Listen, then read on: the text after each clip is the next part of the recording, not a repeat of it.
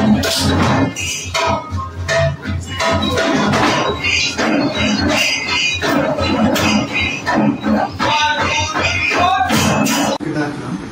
মুহূর্ত নিখিল ভুবন আমার, এখানে হাত কেমন হওয়া উচিত, চোখ কেমন হওয়া উচিত, বুক কেমন হওয়া উচিত, হ্যাঁ সেইটা ঠিক করার জন্য আমাকে জেস্টিক অ্যাক্টিং বোঝা এবং প্র্যাকটিস করাটা দরকার।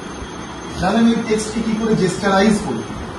হচ্ছে নিয়ম হচ্ছে সাটল মোস্ট, সূক্ষ্মতম, এটা হচ্ছে স্থূলতম। স্থূলতমের নাম উল্লেখ করে আমি বাকিগুলোকেও ধরে নিলাম। পেন্টিং এ মানুষগুলো কিরকম দেখতে, এরকম এরকম ক্রস ক্রস ক্রস। কেন ক্রস ক্রস ক্রস?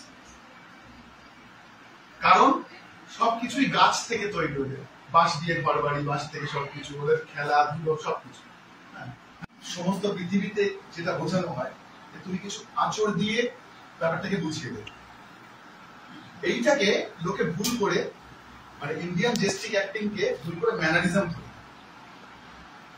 কিছু ম্যানার্স করবে, কিছু নুয়ান্সেস করবে। না, দুটোর মধ্যে হেলেন এবং ডিফারেন্স রয়েছে, দুটো সম্পূর্ণ মানে ফিলোসফিক্যালি দুটো আলাদা, দর্শনগত ভাবে আলাদা। যেমন অ্যাক্টিং, বল অ্যাক্টিং কাকে বলে বল? তোর মোটামুটি সবাই বুঝে করছিস। অ্যাক্টিং বলতে আমরা কি বুঝি বল? আমি মানুষটাকে বের করা, মিথ্যাটাই করা, সেই সিচুয়েশনটা বা যদি আমি এটাকে একটা নাটকের পরিপ্রেক্ষিতে নাটকের অ্যাক্টিং হিসেবে ভেবে যদি অ্যাক্টিং এক্সারসাইজ করি, তাহলে তো সেই নাটকের যে সিচুয়েশনটা, সেই নাটকের যে চরিত্র, তার জিনিসটাকে আমি রিয়াক্ট করছি, তার সিচুয়েশনটার উপরে আমি রিয়াক্ট করছি। তখনই আমি মানুষটার ব্যক্তিগত রিয়াকশন নয়। যদি করুণ রসের একটা নাটক হয় আর সেখানে সবাই যদি অত্যন্ত হাট্টা এরকম গাম্বার হয়ে দাঁড়ায় মঞ্চে, তাহলে যে লাইন্স গুলো মানুষ দেখতে পাবে সেটা গিয়ে কি ফাইনালি একটা করুণ রসের দিকে নিয়ে যেতে পারবে?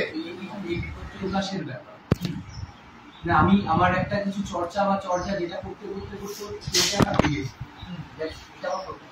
এটা যদি সেলিং মানে বিক্রি করা হতো তাহলে এটা একটা অন্য রকমের স্ট্রেট একটা বিল্ডিং হতো বা সেটা প্রদর্শনী হতো। আমার মনে হয় এই জায়গাটা, এই যে মুদ্রা যখন অভিনয়ে ব্যবহার করছি সেটা প্রকাশের কাজে লাগছে, সেখান থেকে আমার মনন টেক্সট এবং আমার পরিচালক যতটা যা বলছে তারপরে আমি অভিনেতা হিসেবে যেটা আমার পুষ্ট